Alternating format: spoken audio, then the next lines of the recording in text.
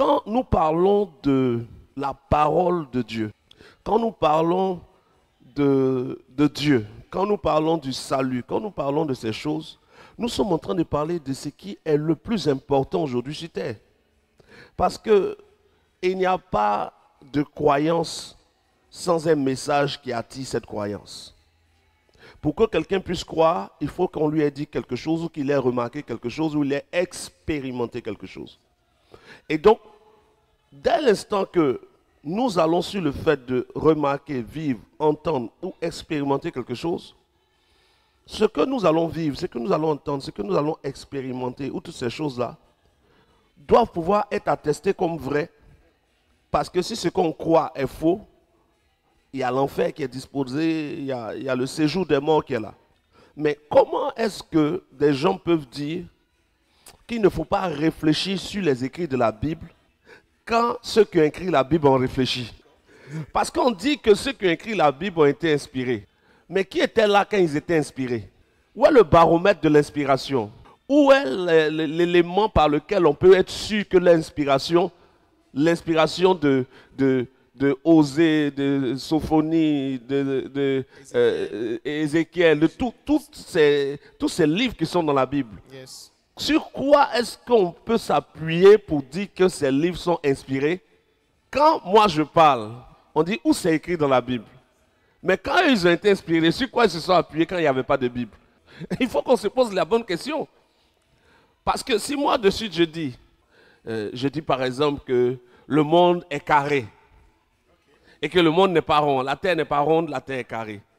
Quelqu'un va me dire ce que je dis n'est pas vrai. Où c'est écrit?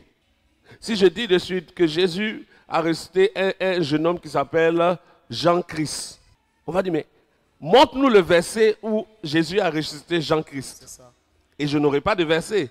Donc on dira que c'est faux. Où est le verset sur lequel eux se sont appuyés pour définir les livres qui sont inspirés? Quand il n'y avait pas de Bible, quel a été leur repère pour choisir les livres de la Bible? La Bible vient en 396 ou 398 après Jésus. 398 ans après Jésus. Mais ceux qui s'asseyent pour décider de réunir les livres là, c'est dans quel livre ils ont pris les références pour choisir les livres? Où ils ont lu pour savoir ce qui devait être choisi? Ils n'ont lu nulle part, ils ont réfléchi.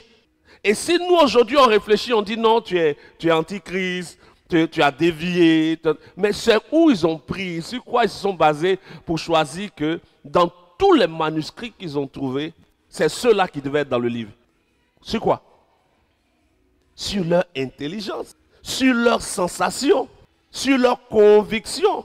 Mais quand on nous dit que la Bible est inspirée de Dieu, les écrivains ont été inspirés, quelle est la définition de l'inspiration? Être inspiré, c'est sentir ou être orienté dans une direction qu'on a approuvée. Oui, mais tu peux être inspiré, un chant t'est inspiré, mais tu peux ne pas le chanter parce que tu n'approuves pas la mélodie.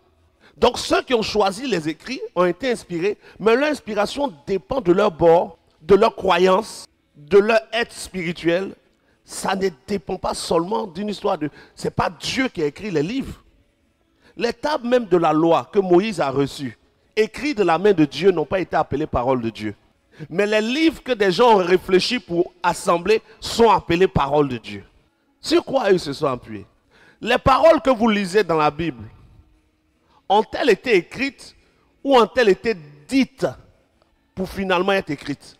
Elles ont été dites. C'est des paroles parlées. C'est mal, regardez comment vous me poussez à faire des péchés de grammaire ou de quoi? Paroles parlées. Or, parole, c'est déjà parlé. Mais comme vous dites que la parole est écrite, on est obligé de vous faire comprendre que la parole est parlée. Au commencement était la parole. Or, comme une parole se parle, la Bible ne peut pas être la parole de Dieu. La Bible est un écrit. La Bible, ce ne sont pas des mots. Ceux qui ont écrit ont entendu la parole de Dieu et l'ont retransmise selon les traductions qu'ils ont eu à faire. Qu'est-ce qu'ils ont entendu? Ils ont entendu Dieu leur parler pour ceux qui ont entendu Dieu. Ils ont entendu des esprits leur parler pour ceux qui ont cru que c'était Dieu. Et chacun a retransmis. Le livre contient la mémoire des paroles entendues de Dieu. mais le livre n'est pas la parole de Dieu.